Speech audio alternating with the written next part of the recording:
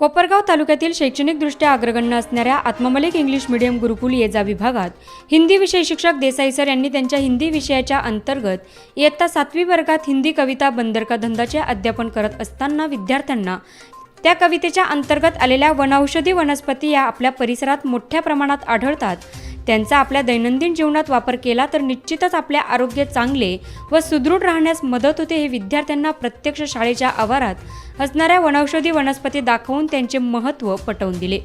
यात गुळवेल, चंदन, कडुनिंब, तुळस, कोरफड, पिंपळ, दुर्वा या वनस्पतींचा समावेश होता। या उपक्रमात विद्यार्थ्यांना प्रत्यक्ष कृती व अनुभवातून शिक्षण मिळाले, तसेच आपल्या परिसरातील औषधी व त्याचा उपयोग याचेही ज्ञान प्राप्त झाले।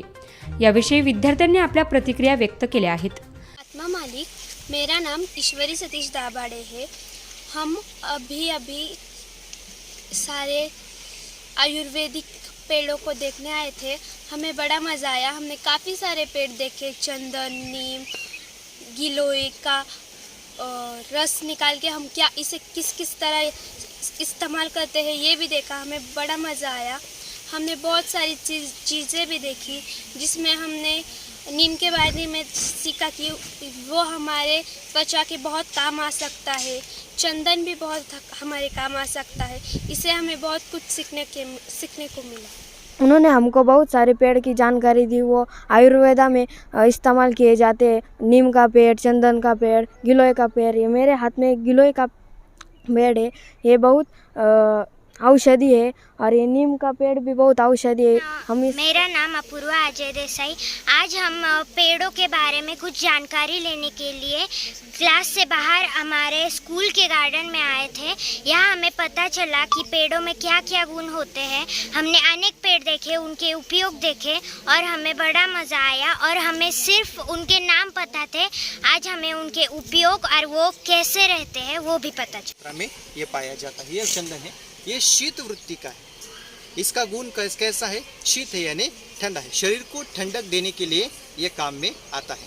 हम इसलिए मंदिर में गए तो वहाँ पर चंदन का लेप वगैरह लगाते हैं। देखो, शिव जी के मंदिर में चंदन की लकड़ी होती है, उसका लेप, उसका गंध लगाया जाता है। ये चंदन है, और उसके साथ साथ इसका तेल निकाला जाता है।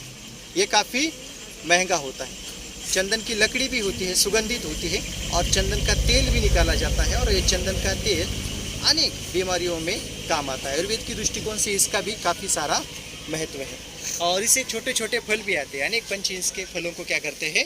खाते हैं। यानी ये धार्मिक वृक्ष भी है, और उसके साथ साथ आयुर्वेद की दृष्टिकोण से भी उतना ही महत्वपूर्ण है। ऐसे दो वृक्ष देखो, यहाँ पर नीम और दूसरा है चंदन। अशाच प्रकारचे विविध उपक्रम आयोजित करून या गुरुकुलातील शिक्षक विविध विषय अधिक प्रभावी आणि सोप्या पद्धतीने विद्यार्थ्यांपर्यंत पोहोचवत असतात, अशी प्रतिक्रिया यावेळी उपप्राचार्य नितीन सोनवणे सर यांनी दिली आहे।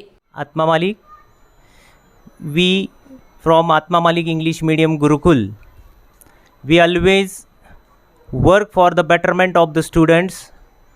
For example, we pay more attention towards their various developments, such like creativity of the students, maybe in the academics, maybe in the sports, maybe in the music.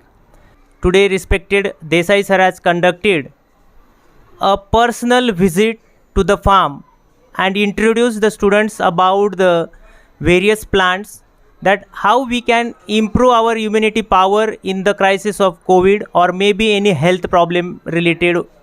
We can use herbal plants which are available in our surrounding, in our society, or maybe in our farm, that will help the students to improve their academic progress as well as their health problems also.